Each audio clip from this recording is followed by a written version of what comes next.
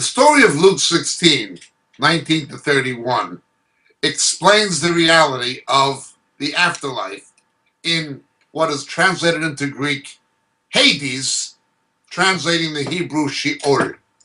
It shows that there are two chambers separated by a chasm. In one chamber was the bosom of Abraham, where Hebrews and converted Gentiles who died faithful to God under the Torah were kept in a place of composure, awaiting the coming of the Messiah so they could enter into an eternal paradise. This was the bosom of Abraham, being gathered to the fathers is the imagery. The opposite place was the waiting room for eternal judgment. That is the other chamber of Hades, or of Sheol, of the netherworld, and it was a place of torment.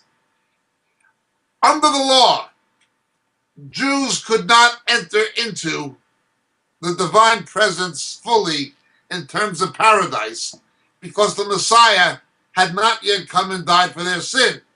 They only had kapora, as in Yom Kippur. If they had real faith and genuine repentance, the blood of the scapegoat would make kapora, that is, temporarily cover their sin until the Messiah came and removed them.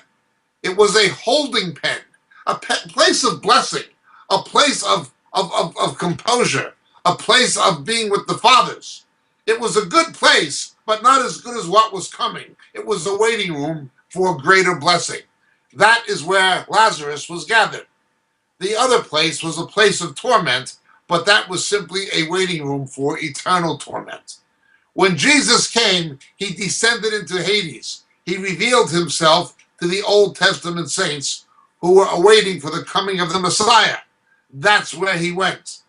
Of course, the King James mistranslates this, that he descended into hell, as do some of the credos of the early church.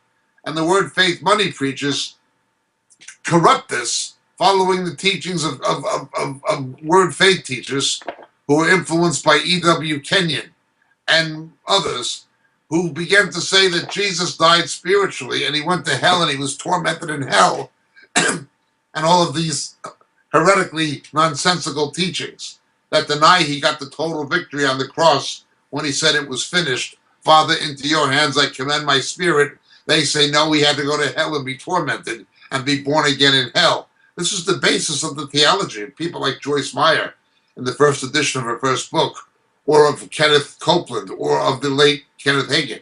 Absolute rejection of the true gospel. That's not what happened. Luke 16 shows us what it was like. The Old Testament saints went to the bosom of Abraham. The others went to this place of torment and judgment. This is Hades.